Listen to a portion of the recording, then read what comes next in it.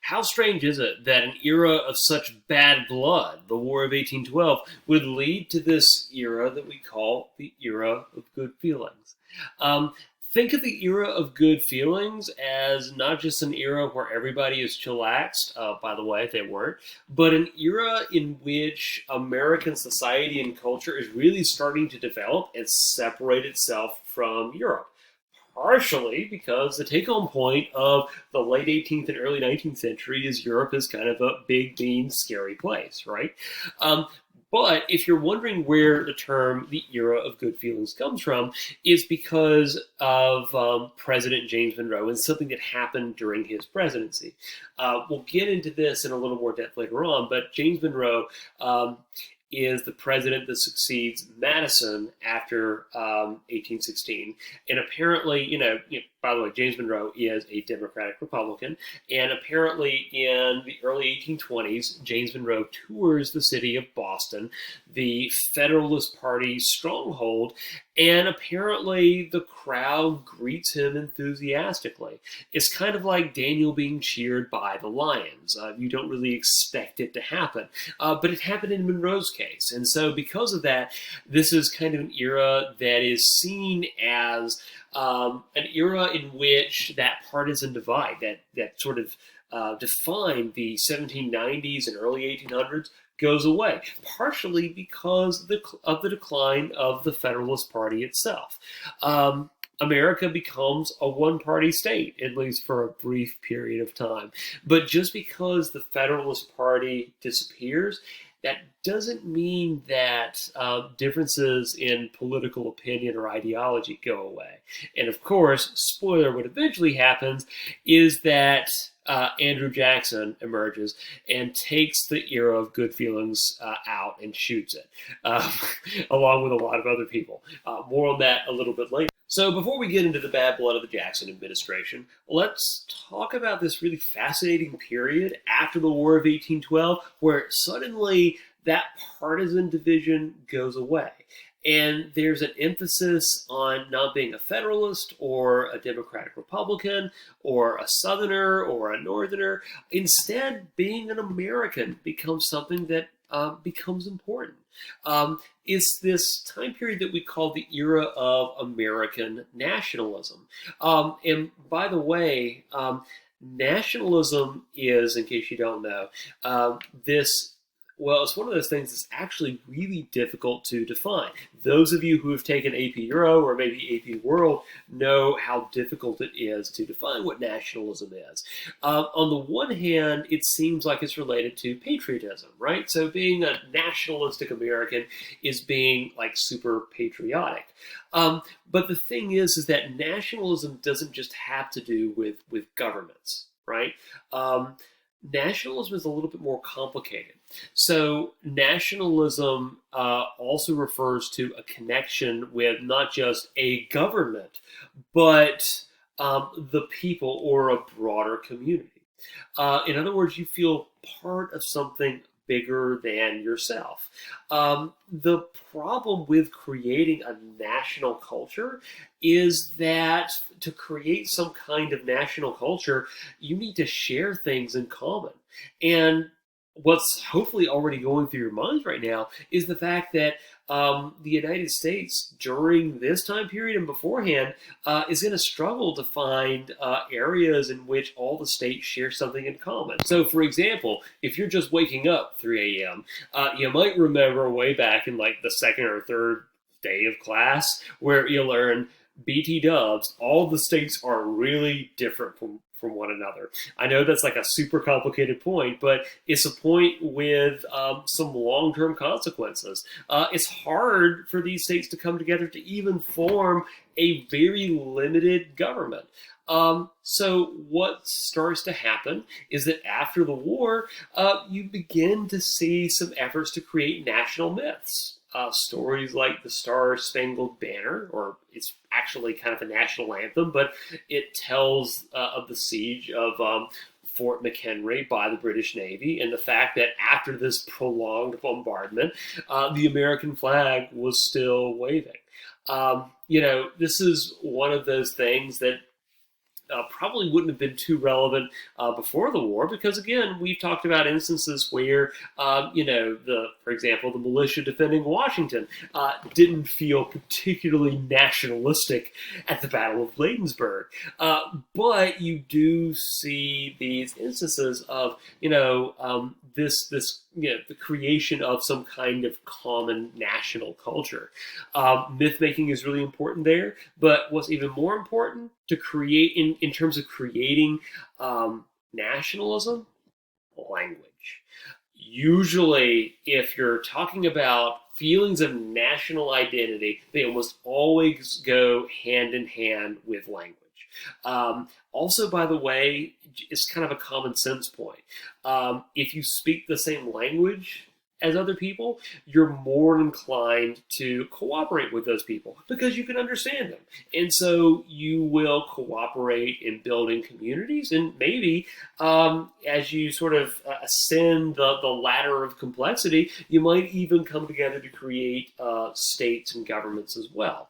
Now, technically, all the states speak English more or less, but that's just kind of a statement of probability. Most Americans, to the extent that they spoke a language, spoke English. But even that form of English varied significantly based upon what region of the country you're talking about. And by the way, those regional accents will last for a very long time. But that being said, it is significant that we also see the first American language dictionary during this time period.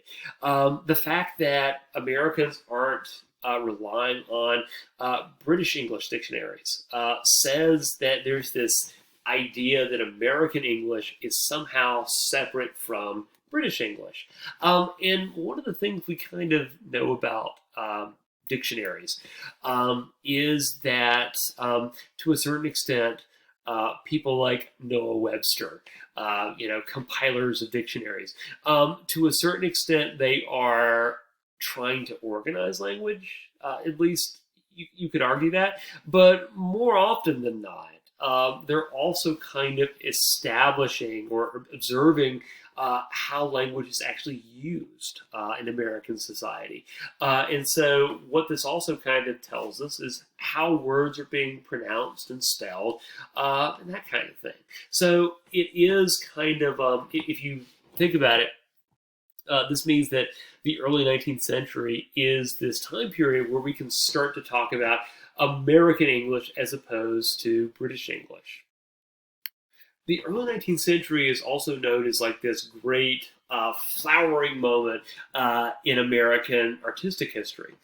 We haven't really talked about artistic or art history that much at this point because generally American artists who were talented enough decided to actually move and settle in Europe, where they could theoretically make much more money than they could in the American colonies.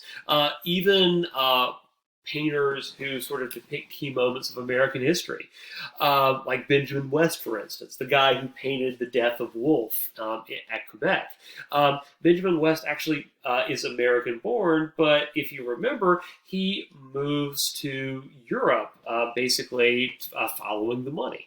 But what kind of happens is that there is like this artistic surge in the United States during the early 19th century. And that story is a little bit more complicated because you do see a lot of European influences, but you also see signs of let's say, a unique and independent sort of American artistic movement. So first point is if you're looking at American architecture during this time period, it tends to diverge from the earlier English-style buildings and houses that we see in the 18th century. So this is actually a photo of Monticello. And one of the things that I'm going to draw your attention to is the fact that Monticello uses lots of columns. You see kind of a combination of traditional English brick styles with what we would call Greco-Roman architecture. Greco-Roman is kind of a fancy, lazy catch-all term to refer to Roman and Greek culture. But Greco-Roman art in style, it was actually a pretty big thing during this time period. If you look at European paintings during this time period, you tend to see paintings that dwell on subjects from classical history. This is actually a painting by Jacques-Louis David depicting the oath of the Herati brothers. These are a group of brothers who basically all go to war and fight for the Roman Republic. Now, one thing that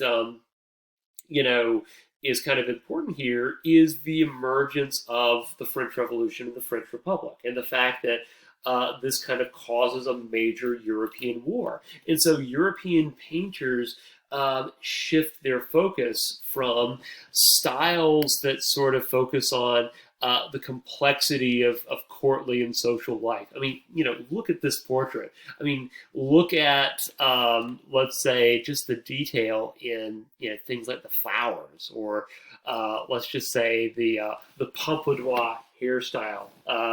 It's pretty impressive when you think about it. It is sort of set in nature, but at the same time, like the fashions and the styles, they don't seem very natural. They seem very ornate and complicated.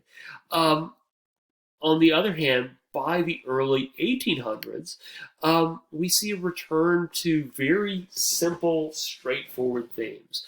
The figures in the paintings, I mean, they're dressed colorfully, but they're not really, wearing ornate clothing. And again, the focus is on a very simple point, the oath that they're taking. So one of the things we kind of see is that because of the French Revolution, and because the French Revolution, and let's pat ourselves on the back because of the American Revolution as well, there is this emphasis not on complex courtly life, not on the nobility, not on fancy dresses and that kind of thing, but instead art becomes more egalitarian. There's more of a focus on things that are natural and simple, and themes that are kind of universal. By the way, there's a reason why in the early 19th century, starting really with the French Revolution, you see the abandonment of things like powdered wigs, those things that we kind of associate with the aristocracy during this time period. And it's primarily, I mean, you could argue this point, because of the impact, the social impacts of the American and French Revolutions. So compare this portrait here, which kind of reflects the art style in the 1700s called the Rococo style. Compare that with this artistic movement called Romanticism. So I'm not an expert in fashion, but you can kind of see pretty an immediate difference in the two women in the picture based upon how they're dressed. The dress in this portrait is very, very simple.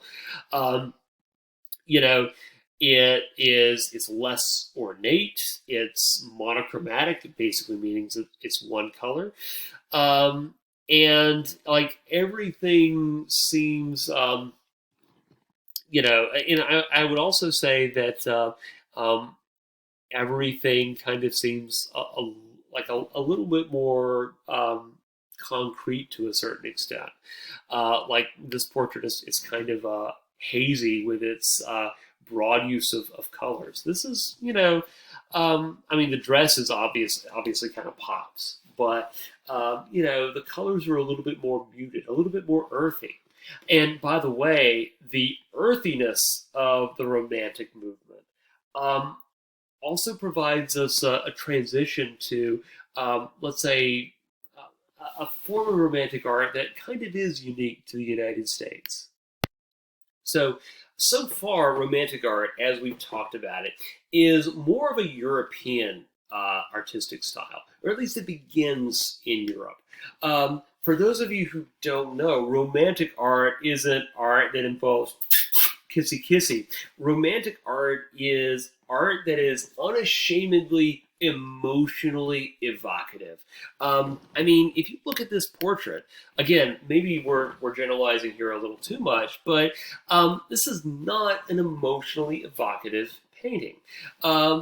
This is meant to, sort of showcase a particular figure, but the painting itself isn't really designed to communicate an emotional reaction. This definitely is. So the thing that you see with Romantic paintings is that these are paintings that are designed to communicate something that is easy to understand, simple, authentic, and also something that kind of resonates with a lot of people. If you kind of want to think about what Romantic art really means, is that it's like this return to the simple to a certain extent. Now, the way this works in the United States, though, is that we don't really see much of this in American art during this time period. What we do see a lot of is this, because if you want to return to nature and dwell on subjects and themes that are natural, well, American painters in the Hudson River School, which sort of emphasizes landscapes, they took that point very literally, and so the landscape becomes like, I don't want to say a unique part of American artistic history, but it becomes kind of a major part of it. You could argue that art history in the United States kind of begins with Bob Ross and the landscape to a certain extent, because the landscape is something that is kind of associated with the United States quite a bit, with England to a certain extent as well. But again, there's some more so in the United States, and there's a few different reasons for that. You could argue that American history is kind of defined by the frontier and the land, more so than the national histories of other countries that produced movements like Romanticism or Rococo art after they're already more or less developed. The other thing that we will touch on a little bit later is that, to a certain extent, there is this nostalgia for the natural precisely because the world is becoming less natural. The Industrial Revolution is knocking on the door. And what's not all that surprising is that the more industrial the world becomes, the more nostalgia there is for the simple landscape. And this is something we'll talk a lot more about later on. Now, at this point, you're thinking, or at least I hope you're thinking, Mr. Dry, you fraud. You have left out the biggest agent of cultural change of them all, religion. We don't really think of religion as being something that changes culture, but I hope you realize that, so far, starting with Plymouth, religion definitely does change culture, as well as in many cases it reflects culture, but religion can be a very dramatic and in some cases revolutionary agent for cultural change. So sorry to disappoint you. No, I didn't forget it, because we have to talk about another awakening, and not just the awakening that you need 3 a.m. We're talking about the Second Great Awakening. And by the way, if you remember the stuff to the First Great Awakening, just basically remember that, and you get, let's say, 75% of what you need to know for the Second Great Awakening. It involves a lot of the same principles.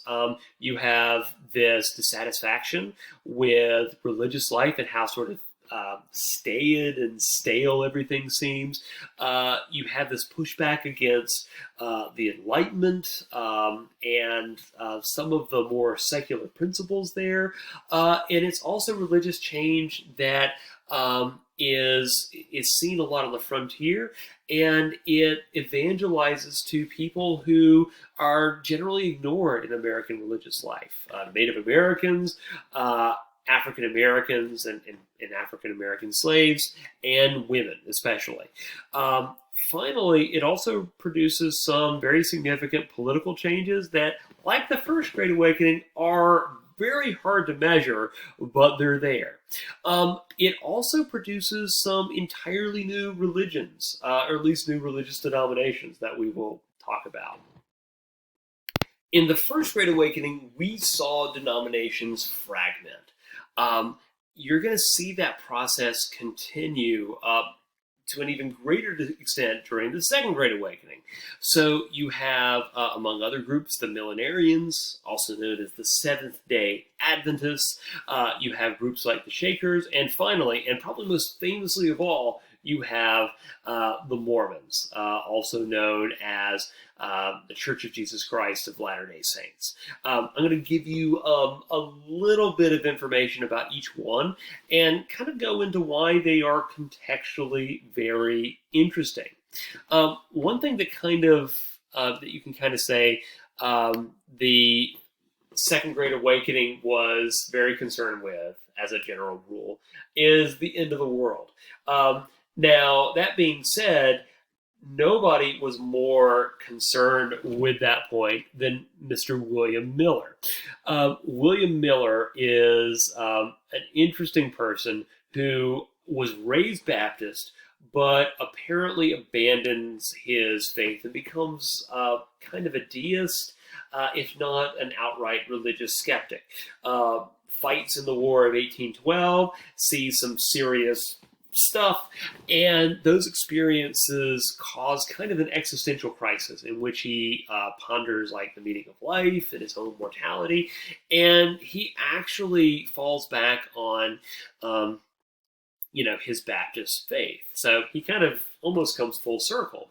But not only does he fall back on his old Baptist faith, he also studies the Bible very extensively. And because of a passage in the book of Daniel, supposedly Miller concludes to a certainty that the end of the world was going to happen in the year 1843. We should also point out that William Miller, I guess he might have been desirous of attention, but he starts reaching this point in the early 1830s. And apparently, the more Miller looks into it, the more he teaches it, the more convinced he is that the end of the world is going to happen in 1843. And then what happens is that his followers gather together, sure that they are going to be whisked off into eternity by the Creator. And lo and behold, what happens? 1843 rolls around and the world doesn't end, and they just move on with their daily lives. So what do they call the world not ending? Well, Seventh-day Adventists call it the Great Disappointment. But Miller wasn't deterred. He revises this prophecy, I think, 4 or 5 separate times. And, of course, each time his followers are disappointed. He makes another prophecy that the world was actually going to end in 1844. And again, each time he's sort of proven incorrect. But again, William Miller is not the only person who's concerned with the end of the world during the Second Great Awakening. But before we kind of get to other apocalyptic belief systems, let's talk a little bit about the Shakers. The Shakers are very interesting because I'm not sure if you've heard of the Shakers, but they have they're a Christian group with a theological system that is unique. Shakers do not allow sexual relationships of any sort. Between married couples, non-married couples, none. not even for procreational reasons. So one of the interesting things about that is that, one of the ways in which religions tend to grow is that parents usually pass their religion down to their children.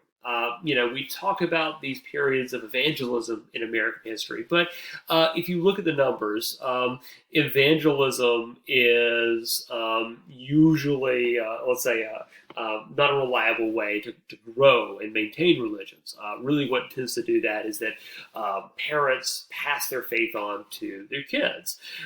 So that makes the Shakers kind of unique if you can't have kids. But the other thing that's also sort of interesting about it is that it is a religion that is created by a woman, Anne Lee, who's alive during the 18th century.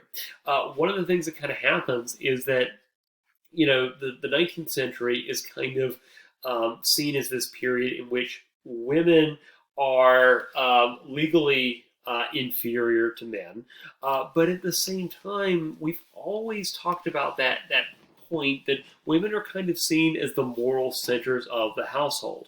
Eventually, this becomes known as the cult of domesticity, but in Puritan New England, we've seen traces of that, where women are seen as more honest and reliable. And when they give testimony in court, their testimony is seen as more trustworthy than the testimony of men. And so one of the things that kind of happens is that the Second Great Awakening is an awakening that is for women, and in many cases, spread by women. Women play a much larger role in this awakening than they do in the first one. And again, American religious life, we tend to talk, especially in like world or European history classes, about how religions can sometimes be restrictive, how they can sort of create hierarchical systems. But we shouldn't lose sight of the fact that for many groups, like women, like African Americans, religion also provided a source of empowerment. So women again played leading roles in the Second Great Awakening, and they tended to be, let's say, converted in larger numbers than their male counterparts. Now, that being said, let's go ahead and talk about probably the most famous of all the new religions created in the Second Great Awakening, and that is, of course, the Church of Jesus Christ of Latter-day Saints, that we sort of shorten or we refer to as the Mormons. It's kind of worth pointing out that Mormonism as a religion is different from these other groups. I'm not an expert on Shaker theology, but as far as I know, the Shakers kind of view themselves as just another Christian denomination. William Miller and his Seventh-day Adventists also, view themselves as just an offshoot or a denomination of Christianity. One interesting point about Mormonism, though, is that it, in a lot of respects, it continues parts of Christianity, but it breaks with it in others.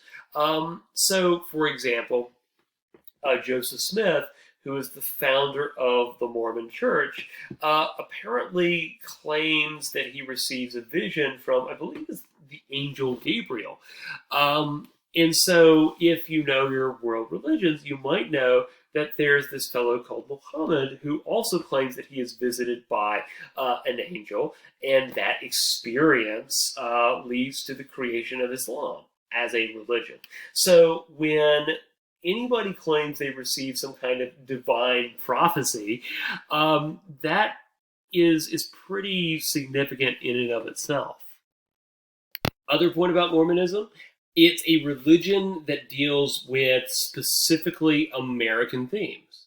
So I don't know how many of you will be surprised by the fact that Native Americans do not, as far as I understand, feature in the New Testament of the Christian Bible. I don't know if that, the book that featured Native Americans was on the cutting board at the Council of Nicaea or something. I don't know, but um, they just don't make an appearance, possibly because the New World wasn't really discovered yet. In Mormonism, they do. In Mormonism, Native Americans appear as members of a lost tribe of Israel. Now, as you might imagine, the archaeological evidence to support that is lacking. But as ridiculous as some of you might find that claim, what we can also say is that, because of that, Mormons tended to hold Native Americans in greater respect than most of their Christian peers, or at least they didn't hold outright homicidal views towards Native Americans like many other Christians did. But really, what got the Mormons in trouble as a group, and Mr. Smith in trouble, is the fact that Mormonism claimed to be kind of a continuation of Christianity, and also the fact that Mormonism adopted polygamy.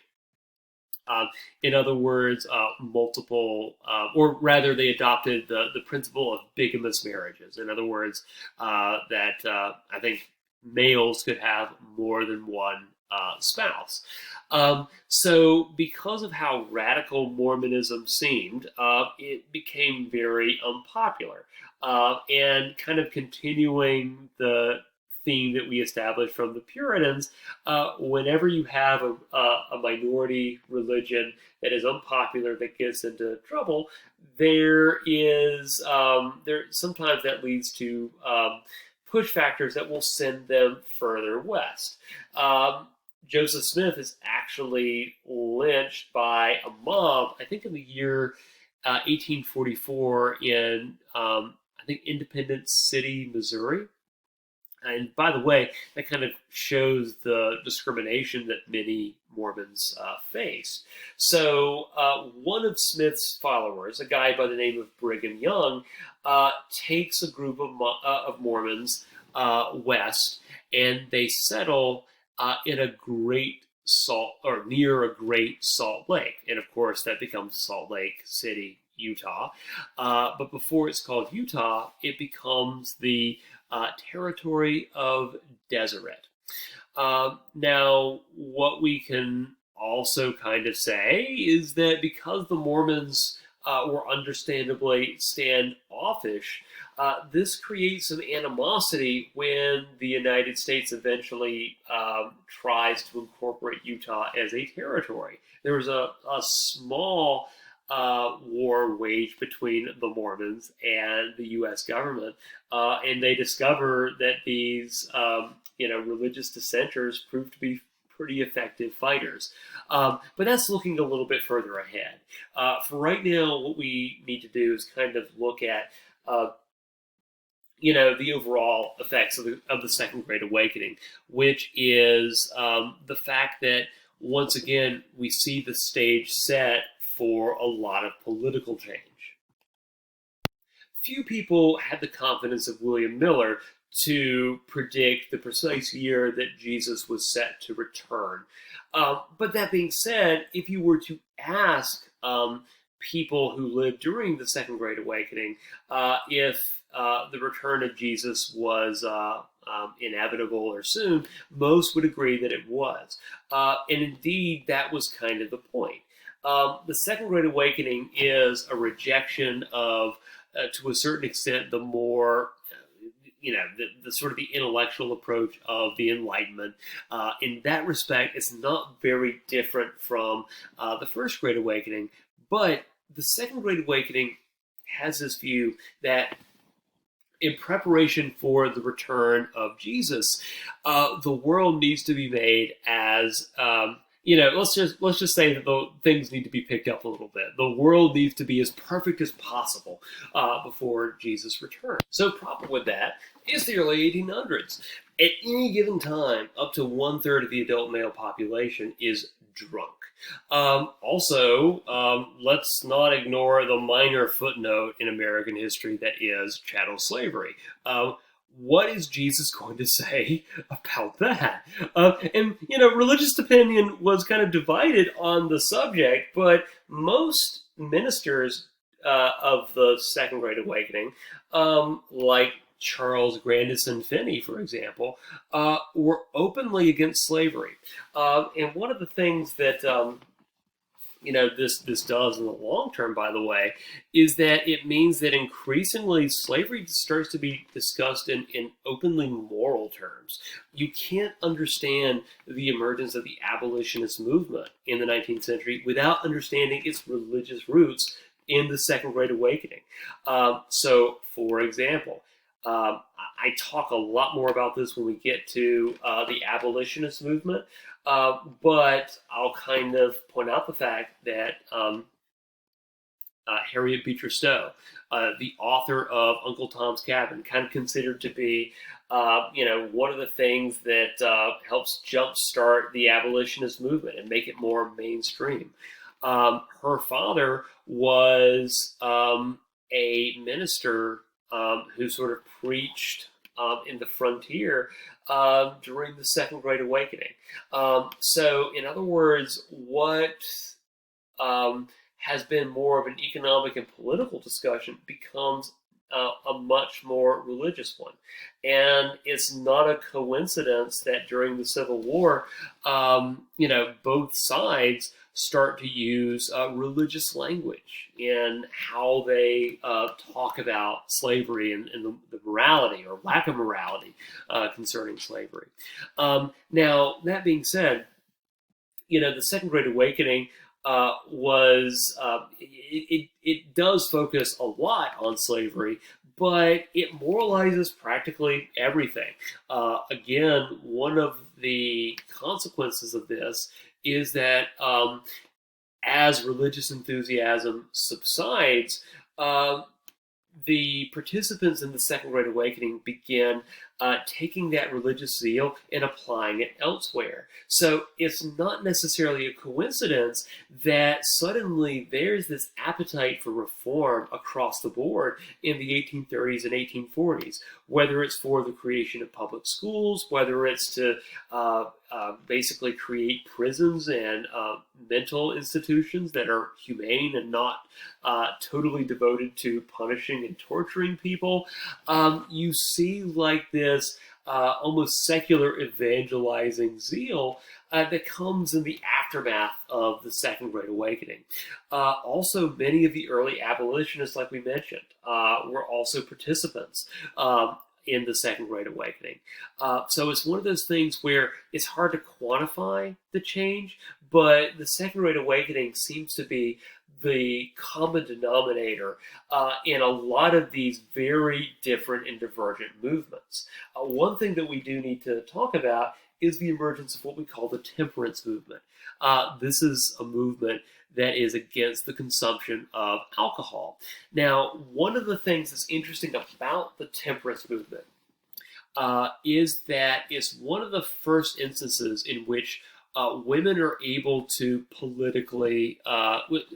participate in some kind of political or public policy question.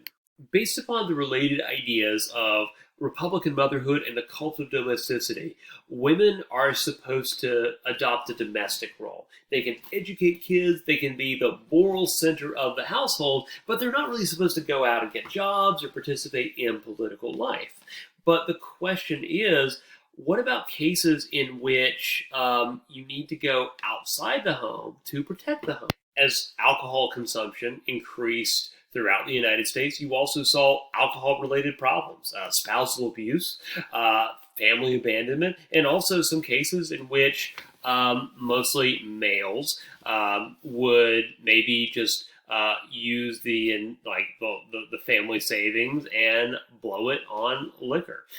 Believe it or not, temperance was seen as a women's rights issue. And usually whenever you see the fight for women's rights, at least before the 20th century, you also see this argument to either ban alcohol entirely or to limit its consumption. This is also kind of ironic, though, um, because it means that in many cases, some of the most politically active women were also some of the most politically conservative women. And I mean that like a small c conservative. In other words, you want to conserve traditional American family values, whatever those are, and you believe that alcohol consumption and alcoholism is something that might harm those family values. So this is one of the the ironic points of American history. We assume that most politically active women are women who are campaigning for, just radical social change. We assume that they're all suffragettes, for example. But in reality, there are a lot of women who campaign not for social change, but to basically maintain, let's say, family values and societal values. Now, you could also kind of make the argument, and this would make, by the way, a fantastic essay topic. Is it the case that women are simply participating in the temperance debate because it's the one area that has been allotted to them where they have a voice? And that's also something that we need to kind of think about, that the cult of domesticity, the fact that women are supposed to be nurturers, gives them kind of a platform in this debate. But the other thing we have to kind of understand is that in many cases, there's not a contradiction, or it's not necessarily the case that you have to be a campaigner for the right to vote or a campaigner in favor of temperance. So Susan B. Anthony supported both the right to vote for women, in other words, kind of radical change, at least at the time, but also supported temperance, the banning of alcohol, which was kind of seen as something that supported sort of traditional family values, I suppose. Carrie Chapman Catt, same deal, a temperance activist as well as somebody who was involved in the right to vote. And by the way, you're going to see that sometimes these very socially conservative women and these very progressive women will sometimes battle it out, as they certainly do in the 1960s, but also just like in the debate over temperance and the right to vote, they will also form close alliances in this course. So in the 1960s and the 1970s, there's a debate during the free love movement over sexual mores. And there were many feminists who believed that this growth in, let's say, sexualization was demeaning to women. There were also many socially conservative women who agreed with that for very different reasons, admittedly, but they both kind of saw eye to eye on at least a few different issues. So this is kind of the first instance that you're seeing that, but again, you'll see it again and again in this course. So if you haven't gotten anything from this so far, it's one, the Second Great Awakening builds on what the First Great Awakening has already done, but you see the fact that it's also becomes a little bit more political. Religious language is used to discuss like ordinary political topics, whether it's slavery, the fight over temperance, mental health reform, public education. Everything sort of adopts this religious dimension. And that might help explain why the quintessential song of the Civil War isn't just an anthem or a theme. It is a battle hymn of the Republic. If that's not a testament to the Second Great Awakening's significance, I don't really know what is. And that's where we'll leave things for today. Thank you, guys.